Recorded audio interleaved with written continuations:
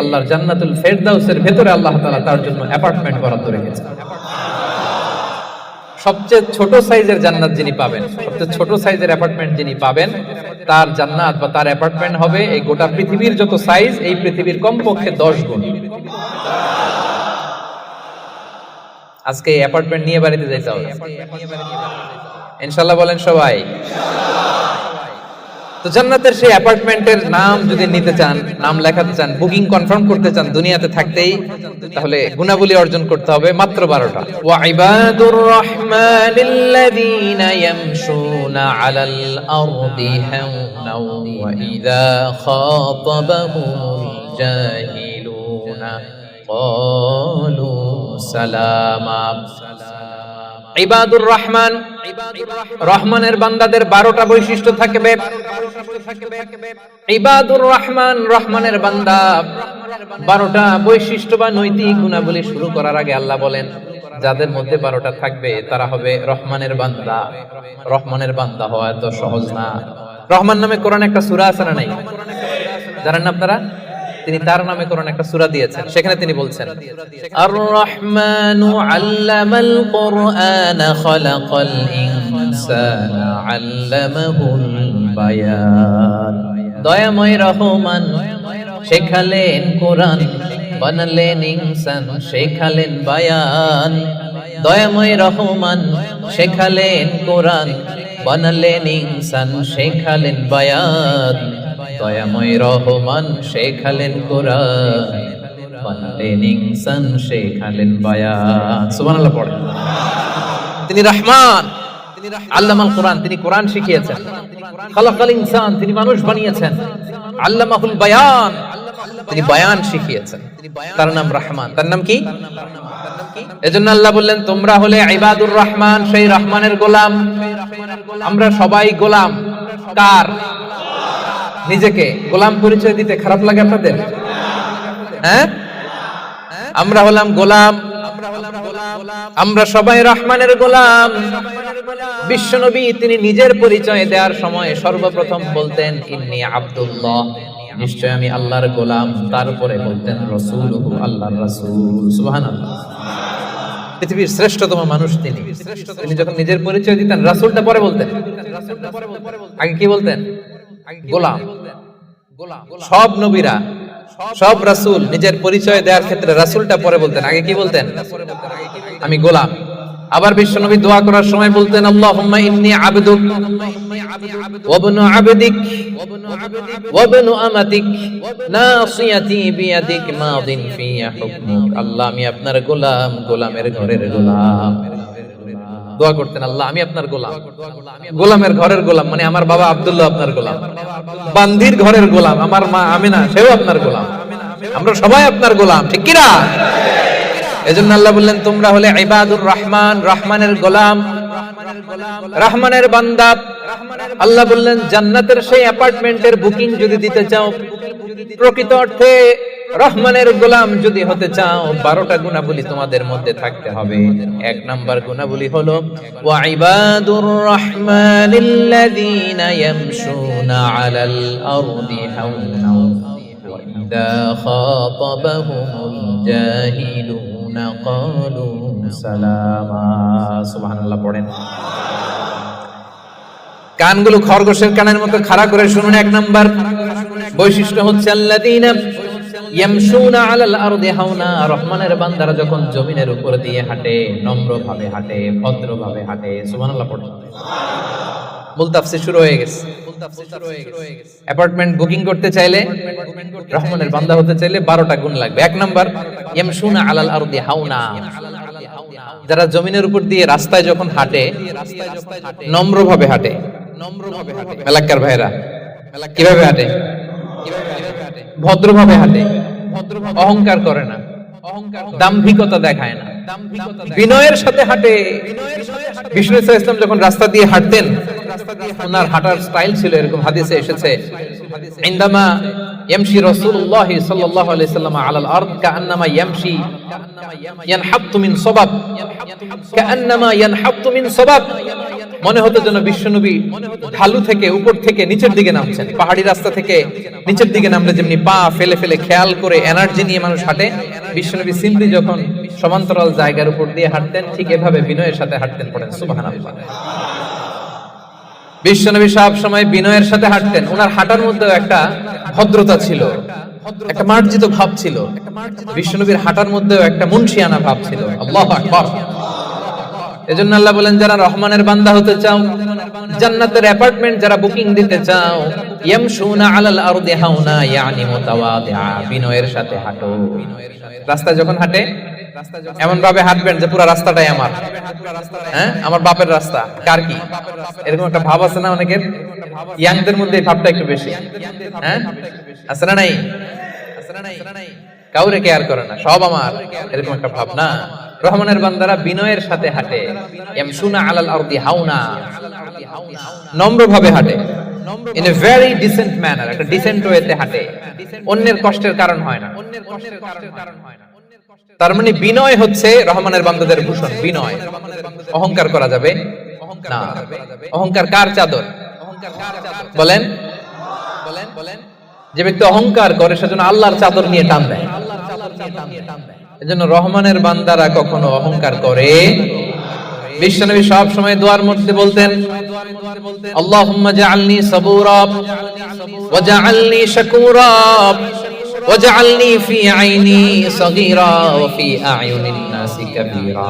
ও আল্লাহ, আপনি আমারে ধৈর্যশীল বানান, আপনি আমাকে শুকরগুজার বান্দা বানান। আমার চোখে আল্লাহ আপনি আমারে ছোট বানান, গোটা বিশ্বের মানুষের চোখে আমারে বড় বানান। পড়েন আমিন। নিজের চোখে নিজে ছোট থাকবেন, তাহলে বড় বানাবে কে? ওমা তাওয়াদা আহাদুন লিল্লাহি ইল্লা রাফাআহুল্লাহ। যে আল্লাহর জন্য বিনয়ী হয়ে নিচু হয়, আল্লাহ তাআলা টেনে উপরে ওঠায়। এটা সুন্নাতুল্লাহ ফিল আরদ, এই জমিনে আল্লাহর সুন্নাত। আপনি নিচু হবেন, আল্লাহ টেনে উপরে উঠাবে। আপনি অহংকার দেখিয়ে উপরে হবেন, এক থাপ্পড় মেরে জমিনে আপনারে গেড়ে দিতে পারে কে? অহংকার করা যাবে না। ইয়ামশুনা আলাল আরদি হাওনা। আসলে অহংকার কি আমাদের সাজে? মেলাক্কার ভাইরা, এখনই না গায়ে কত জোর, এখনই না কত শক্তি, এখনই না কত দাপট, কিন্তু আপনার বিগত সালের কথা, বিগত সময়ের কথা আপনি খেয়াল করেন তো। একটা সময় আপনি কি ছিলেন বলেন তো? হাল আতা আলাল ইনসানি হিনুম মিনাদ দাহরি লাম ইয়াকুন শাইআম মাযকুরা। মানুষের প্রত্যেকেরই এমন একটা সময় ছিল, উল্লেখ করার মতো সে কিছুই ছিল না। মায়ের পেটে যখন ছিলেন, আপনার নাম ছিল? কথা বোঝা নাই বোধহয়। আপনি যখন বাবার পৃষ্ঠদেশ থেকে মায়ের পেটের ভেতরে গেছিলেন, ছোট্ট এক ফোঁটা পানি, আপনার নাম ছিল? নাম আপনার নাম ছিল না, আপনার গ্রাম ছিল না, আপনার অ্যাড্রেস ছিল না, আপনার অস্তিত্ব ছিল না, আপনার পরিচয় ছিল না। এটাই তো আপনার হিস্ট্রি। অহংকার আসে কোত্থেকে? একটু হিস্ট্রিটা একটু খেয়াল করে দেখেন না। কিছুই ছিলাম না। লাম ইয়াকুন শাইআম মাযকুরা, উল্লেখ করার মতো আমরা কিছুই ছিলাম না। বাবার পৃষ্ঠদেশ থেকে মায়ের উদরে আসলাম, ছোট্ট এক ফোঁটা নাপাক পানি থেকে আল্লাহ তাআলা আমাদেরকে বড় করতে লাগলেন। বড় হতে হতে হতে 9 মাস 10 মাস পরে দুনিয়ার বুকে আসলাম। পোশাক নিয়ে না, পোশাক ছাড়া। হ্যাঁ, কি অহংকার! নেকেড হয়ে আসছিলাম, নগ্ন, গায়ে জামাটাও ছিল না। হিস্ট্রিটা একটু দেখেন না। হিস্ট্রি ভুলে যাওয়া ঠিক না, ইতিহাস ভুলতে নাই। একটু হিস্ট্রি দেখেন, হিস্ট্রির দিকে একটু খেয়াল করে দেখেন। কি ছিলেন আপনি, কি ছিলাম আমি? পোশাক ছাড়া, নগ্ন, নেকেড হয়ে মায়ের পেটের ভেতর থেকে আসলাম, দুনিয়াতে আসলাম। দাঁত ছিল না, আমার জন্য আলাদা লিকুইড খাবার বানানো লাগতো, ঠিক কিনা? জন্মের পর থেকে মাছ গোশত খাইতে পারছেন নাকি আপনি? দুধ খাইতেন, যেখানে সেখানে পেশাব, যেখানে সেখানে পেশাব পায়খানা, ঠিক কিনা? এখনই না এই যে ডায়াপার আবিষ্কার হয়েছে। ডায়াপারের আগে তো ছোট বাচ্চাদেরকে কোলে নিতে মানুষ ভয় পাইতো।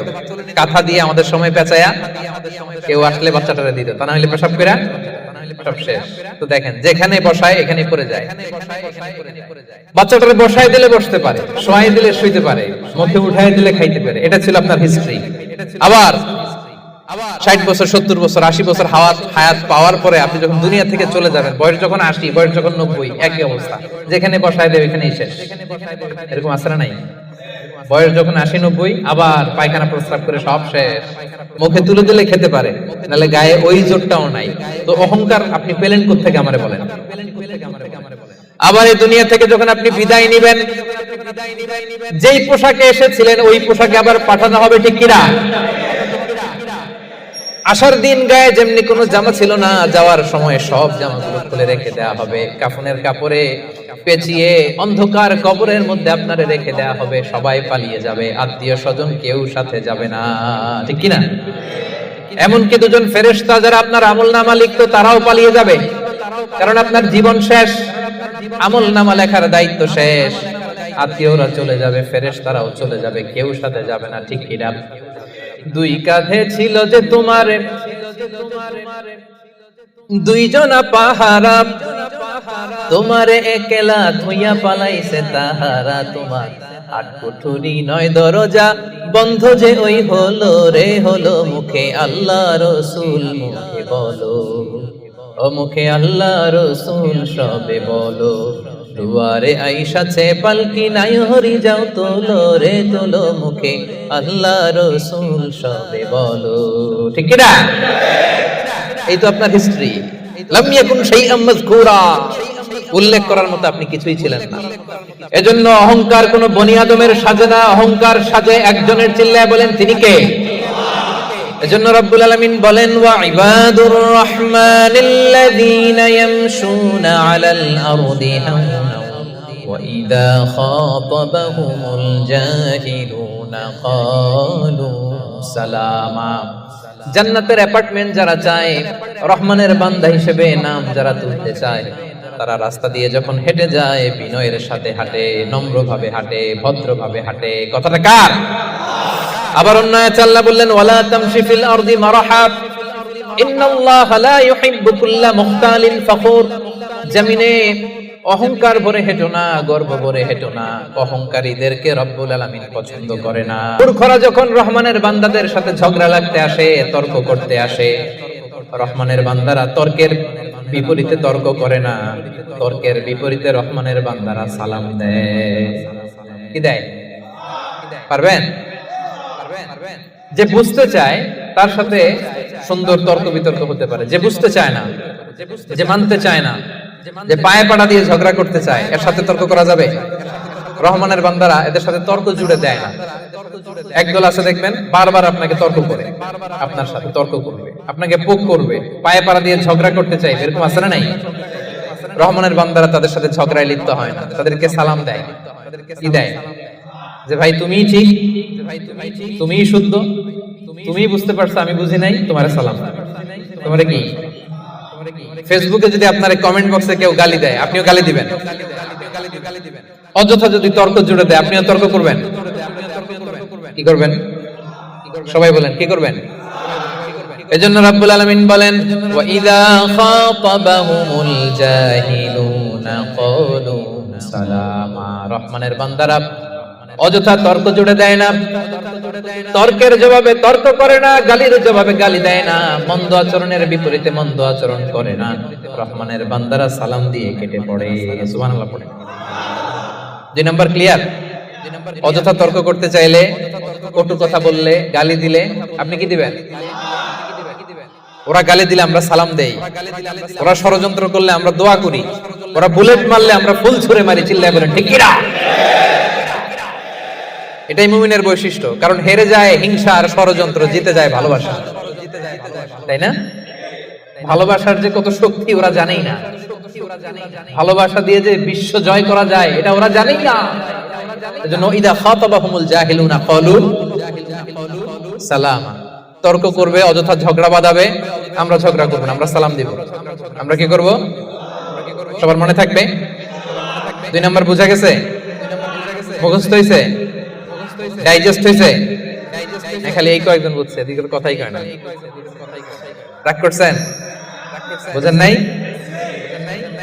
2 নাম্বার পয়েন্ট বুঝতে পারছেন ভাইরা? তর্ক করলে তর্ক করবেন নি? এই তো বুঝছে। কি করবেন? এইভাবে উত্তর দিতে হবে, বাঘের বাচ্চার মতো। পারা যাবে? রহমানের বান্দাদের বৈশিষ্ট্য আল্লাহ বলেন, ওয়াল্লাযীনা ইয়াবিতুনা লিরাব্বিহিম সুজদাও ওয়া কিয়ামা। রহমানের বান্দারা রাত জেগে হিন্দি সিরিয়াল দেখে না। রহমানের বান্দারা রাত জেগে ফিফা ওয়ার্ল্ড কাপ দেখে না। রহমানের বান্দারা রাত জেগে পর্নোগ্রাফি ভিডিও দেখে না, রহমানের বান্দারা সেজদা দিয়ে যায় নামাজে দাঁড়িয়ে রাত কাটায়। রাতের আধারে যারা সেজদাতে রয়, দু চোখের শ্রুতে নদী যেন বয়। পড়েন, রাতের আধারে যারা সেজদাতে রয়, দু চোখের শ্রুতে নদী যেন বয়। ছলনার হাতছানি যতই আসুক, পেছনে ফিরে সে তাকায় না। যাদের হৃদয়ে আছে আল্লাহর ভয়, তারা কবু পথ ভুলে যায় না। আল্লাহর প্রেম ছাড়া এই দুনিয়া কারো কাছে কোনো কিছু চাই না, ঠিক না? রহমানের বান্দাদের 3 নাম্বার বৈশিষ্ট্য, ওয়াল্লাযীনা ইয়াবিতুনা লিরাব্বিহিম সুজদান ওয়া কিয়ামা। রাত জেগে মুভি দেখে না, রাত জেগে খেলা দেখে না, রাত জেগে সময় নষ্ট করে না। সুজদান ওয়া কিয়ামা, রহমানের বান্দারা সিজদায় লুটিয়ে পড়ে, যায় নামাজে দাঁড়িয়ে দাঁড়িয়ে আল্লাহর ইবাদত করে, ঠিক কি না? পারবেন? হ্যাঁ, পারা যাবে, পারা যাবে। রাত জেগে ইবাদত করতে হবে। সুযোগ একটু পাইছি, দেখি হিন্দি সিনেমা কোনটা আসছে। জান্নাতের অ্যাপার্টমেন্ট বুকিং দিবেন দুনিয়াতে থাকতে, এত সস্তা। রাত জেগে তারা ইয়াবিতুনা লিরাব্বিহিম সুজদান ওয়া কিয়ামা, তারা সিজদায় লুটিয়ে পড়ে, তারা জায়নামাজের উপর দাঁড়িয়ে থাকে। রহমানের বান্দারা দিনের বেলা বিনয়ের সাথে জমিনে হাঁটে, রাতের বেলা তাহাজ্জুদের জায়নামাজে কান্নার ঝড় তোলে। এরা হচ্ছে ইবাদুর রহমান। বিশ্বনবী যখন মাঝ রাতে দাঁড়াতেন, মাঝ রাতে তিনি ঘুম থেকে উঠে যেতেন মিডনাইট। বিশ্বনবীর স্ত্রী আম্মা জান আয়েশা রাদিয়াল্লাহু তাআলা আনহা ঘুমিয়ে আছেন, বিশ্বনবী দাঁড়িয়ে গেছেন। ছোট্ট একটা রুম, ছোট্ট একটা চাটাই বা মাদুর, এই মাদুরের মধ্যে গাদাগাদি করে স্বামী স্ত্রী একসাথে। বিশ্বনবী আর আম্মা জান আয়েশা, নামাজ পড়ারও খুব বেশি জায়গা নাই। বিশ্বনবী ওযু করে এসে মুসল্লা বিছিয়ে তাহাজ্জুদের নামাজ শুরু করে দিতেন। লম্বা সময় দাঁড়িয়ে তিনি কিয়াম করতেন। এই যে সুজদান ওয়া কিয়ামা, কেমন ছিল বিশ্বনবীর গভীর রাতের তাহাজ্জুদ। তাহাজ্জুদের জায়নামাজে বিশ্বনবী লম্বা সময় দাঁড়িয়ে থাকতেন। আম্মা জান আয়েশা বলেন, হাত্তা তাতাফাত্তারা কদামা, আমি মাঝে মাঝে দেখতাম বিশ্বনবী দাঁড়িয়ে থাকতে থাকতে বিশ্বনবীর পা দুটো এইভাবে ফুলে যেত। তাতাফাত্তারা কদামা, আপনি দীর্ঘ সময় 10 ঘন্টা 8 ঘন্টার সফরে থাকেন, দেখবেন পা দুটো ফুলে গেছে, তাই না? দীর্ঘ সময় দাঁড়িয়ে থাকলে পা ফুলে যায়। বিশ্বনবীর পা দুটো ফুলে যেত। ছোট্ট জায়গা, সিজদা দেওয়ার জায়গা নাই। বিশ্বনবী যেখানে সিজদা দেবেন, আম্মা জান আয়েশা রাদিয়াল্লাহু তাআলা আনহা পা বিছিয়ে ওই জায়গায় শুয়ে আছেন। বিশ্বনবী লম্বা সময়ের কিয়াম করলেন। কিয়াম শেষে বিশ্বনবী লম্বা সময় ধরে রুকু করলেন।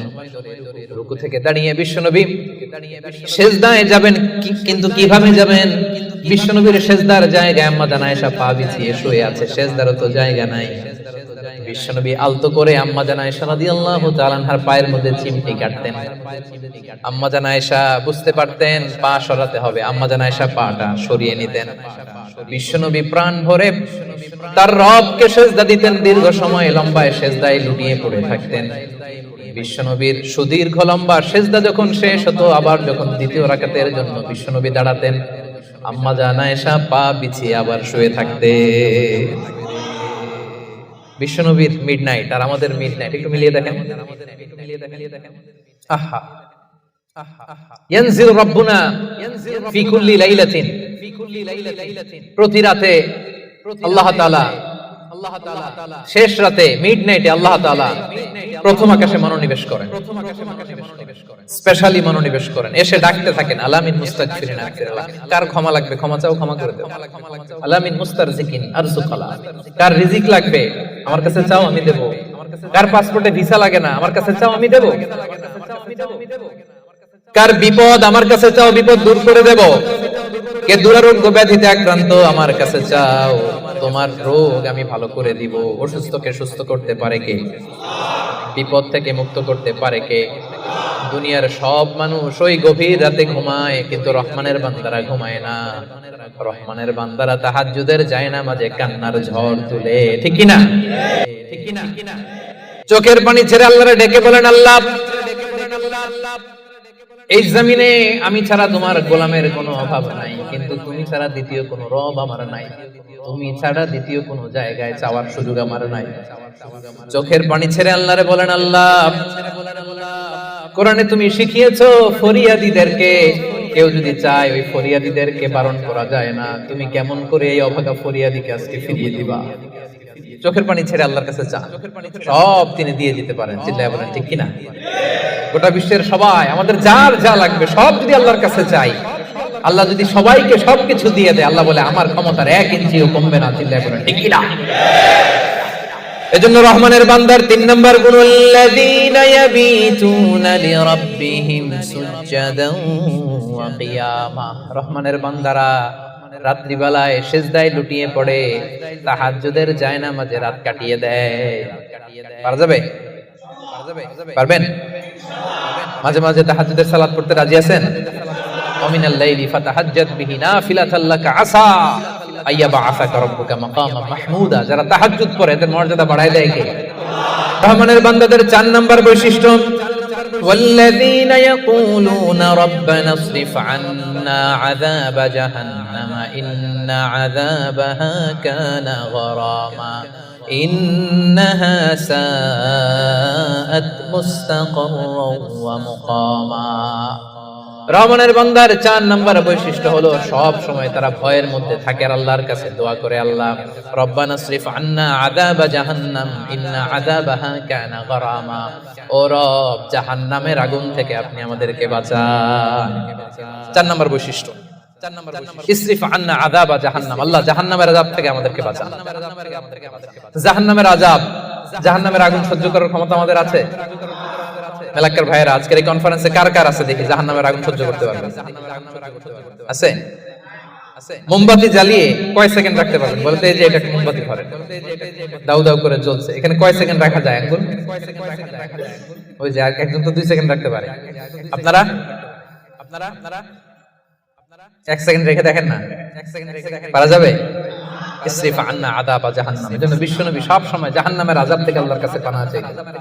বিশ্বনবী সব সময় পড়তেন, আল্লাহুম্মা ইন্না নাসআলুকাল জান্নাতা ওয়া নাউযু বিকা মিনান নার। আল্লাহ আপনার কাছে জান্নাত চাই, জাহান্নাম থেকে পানাহ চাই। জাহান্নামের আগুন এই দুনিয়ার আগুনের মতো না, এটা নারুল্লাহ, নারুল্লাহিল মুকাদা আল্লাতী তাত্তালিউ আলাল আফইদা। দুনিয়ার আগুন, দুনিয়ার আগুন আঙ্গুলে লাগলে আঙ্গুল জ্বলে, দুনিয়ার আগুন পায়ে লাগলে পা জ্বলে। জাহান্নামের আগুন দেহের যেই জায়গায় লাগুক না, সবার আগে কলিজাটা জ্বলে ছাই হয়ে যাবে।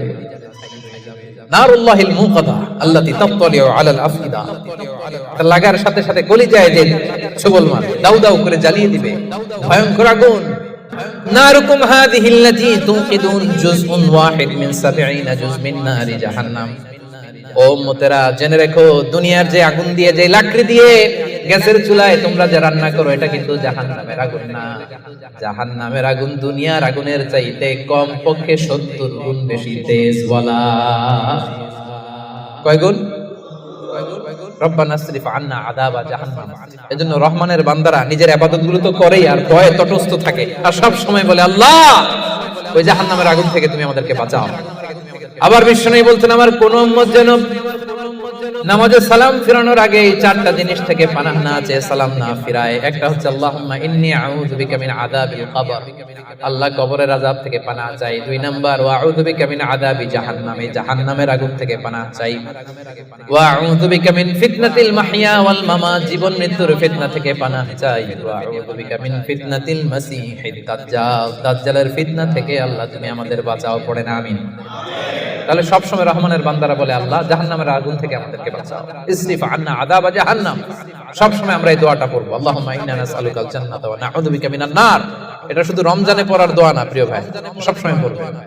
হে আল্লাহ জান্নাত চাই, জাহান্নাম থেকে বাঁচতে চাই।